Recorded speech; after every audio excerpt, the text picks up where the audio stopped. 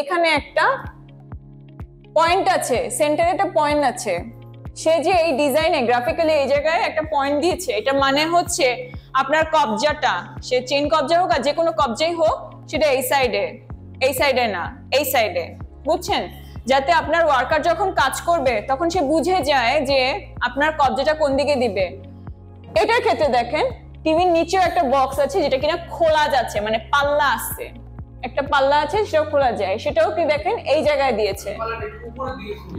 এটা মানে হচ্ছে এই দিকে হচ্ছে আপনার হিঞ্জ না, এই জায়গায় এটা দেওয়ার মানে কি এখানে এখানে এই জায়গায় যখন মিড পয়েন্ট, এটা ট্রায়াঙ্গেল টাইপের হয়, দেখেন ডিজাইনটা এরকম ট্রায়াঙ্গেল টাইপের হয়। হ্যাঁ, ডট ডটটা দেখেন ট্রায়াঙ্গেল, যখন ট্রায়াঙ্গেলটা যে কোণায় হবে তার মানে সেখানে সেই জায়গায় হচ্ছে হিঞ্জ হবে, বুঝছেন?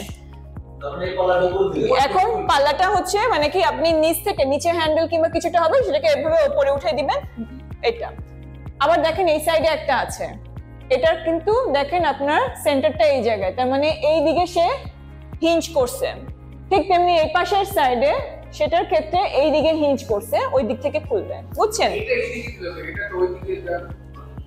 ইচ্ছা আমি আপনাদেরকে গ্রাফিক্যালি একটা ফার্নিচার বুঝাচ্ছি যে বুঝেন কি এদিকে দিতে পারতো, ওইদিকে দিতে পারতো, হ্যাঁ নিয়ে জিনিসটাকে এই পাশে দিতে পারতো নিয়ম অনুযায়ী, বাট আমি আপনাকে বুঝাচ্ছি যে হলো ট্রায়াঙ্গেল এগুলো মিনিংটা কি বুঝাচ্ছে। আচ্ছা গেল।